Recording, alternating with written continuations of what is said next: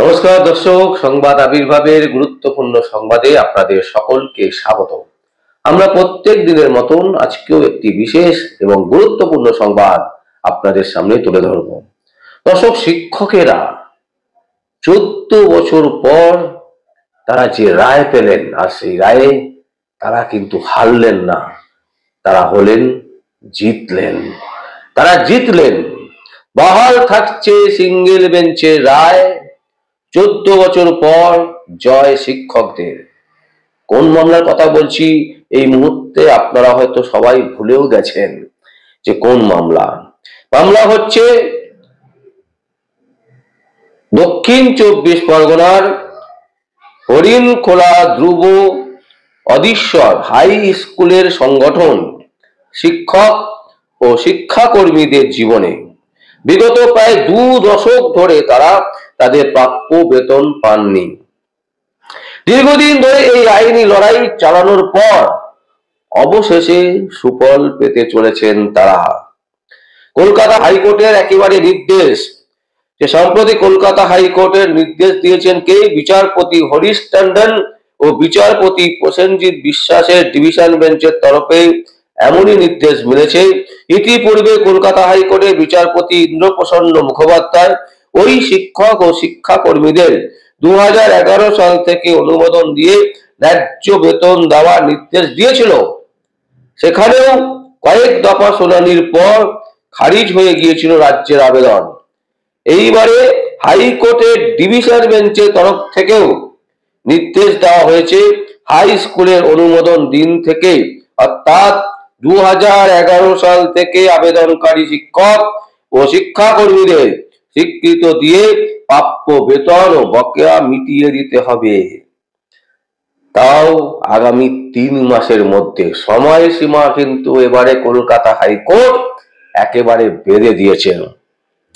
আদালত সূত্রের খবর, ওই স্কুলের শিক্ষক মৃণাল কান্তি কামার সহ একদল শিক্ষক শিক্ষাকর্মী হাই স্কুলের অনুমোদন পাওয়ার জন্য আবেদন করেছিলেন কলকাতা হাইকোর্টে।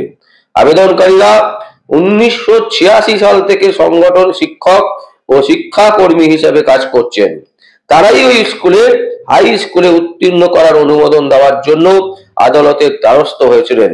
কিন্তু শিক্ষা দপ্তর ও মধ্য শিক্ষা পর্ষদের নানান যুক্তির বেড়াজালে আটকে যায় অনুমোদন।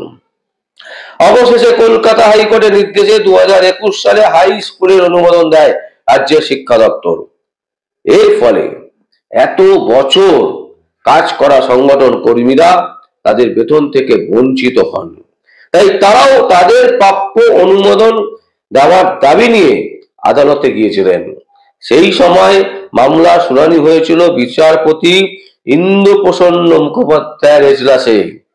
তবে অবশেষে বিচারপতি হরিশ টন্ডন এবং বিচারপতি প্রসেনজিৎ বিশ্বাস এর যে বিচার রায় দিয়েছিল সেই রায়কেই বহাল রেখে রাজ্যের আবেদন খারিজ করে দেয়। 1986 সাল থেকে কর্মরত সংগঠন শিক্ষক ও শিক্ষাকর্মীরা এবার হাই স্কুলের অনুমোদনের সময়কাল থেকে তাদের প্রাপ্য বেতন সহ বকেয়া পাওয়ার আশায় বুক বেঁধেছেন।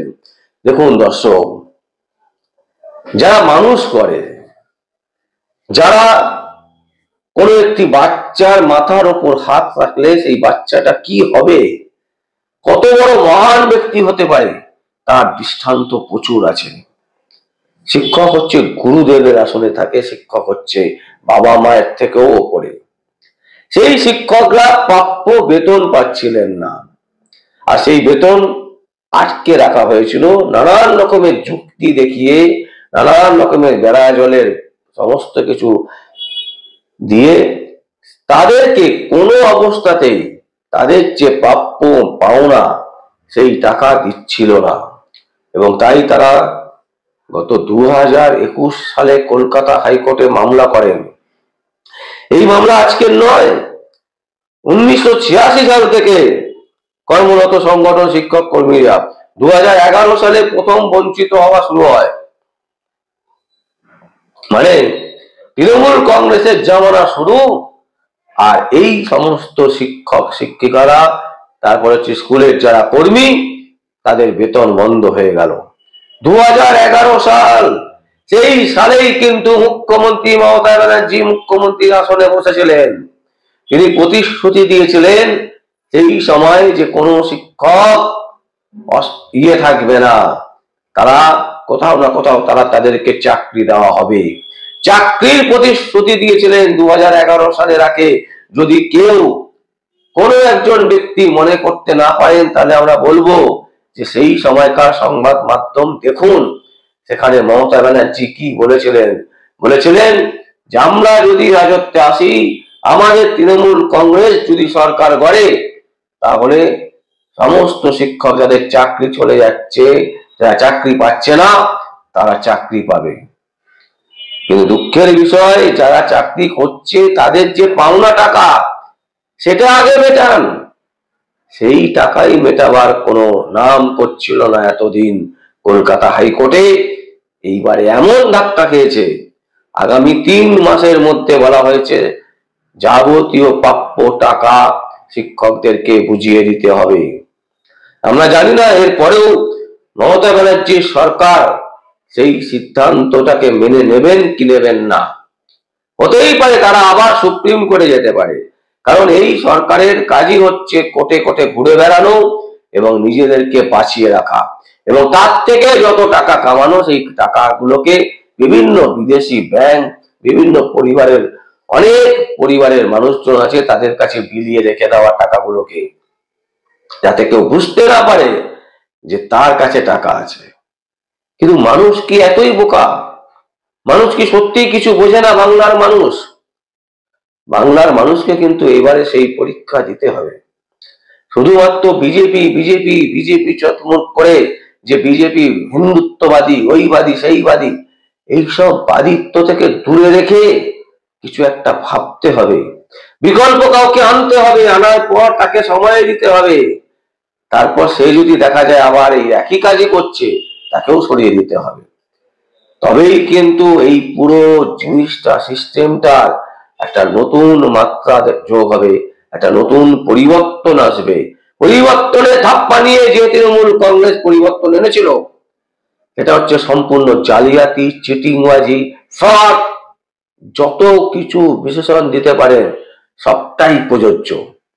কিন্তু আমরা বলছি এমন একটা পরিবর্তন আসুক যেখানে সরকারি টাকা সরকারের কোষাগারেই থাকবে, সেখান থেকে কেউ চিটিংবাজি করতে পারবে না।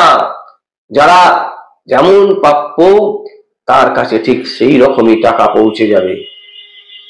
কোন রকমের দুর্নীতি করে চাকরি, কোন রকমের দুর্নীতি করে এটা সেটা করা, ক্লাবকে মঞ্চ করা, উৎসব করা, খেলা উৎসব মৎসব এইসব নিয়ে মেতে থাকা, এসব করা যাবে না।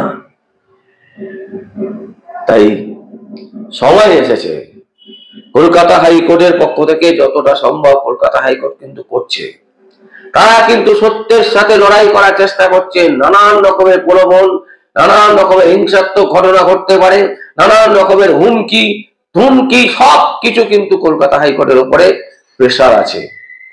তারপরেও কিন্তু তারা চেষ্টা করছেন বাংলার মানুষকে রিলিফ দেওয়ার জন্য। তাই বাংলার মানুষ যদি এখনো বুঝতে না পারে, তাহলে আর কবে বুঝবে? তাই প্রত্যেককে এগিয়ে আসতে হবে, প্রত্যেককে সচেতন হতে হবে এবং এই সরকারকে একেবারে উপড়ে ফেলতে হবে। 2026-এ কোনো সুযোগ দেওয়া যাবে না। যদি সুযোগ দিয়েছেন আবার, তাহলে জানবেন আপনি আপনার মৃত্যুর যে দরজা নিজেই খুলে দিয়েছেন। আর চিৎকার করবেন না যে মমতা ব্যানার্জি কোনো কাজ করছে না, তৃণমূল সরকার কোনো কাজ করছে না, তৃণমূল সরকারের কোনো গুন্ডা এসে আপনার মেয়েকে তুলে নিয়ে গেল। এই সমস্ত গান তখন আর গাইবেন না, যদি না আপনারা সঠিকভাবে সঠিক সিদ্ধান্ত না নিতে পারেন।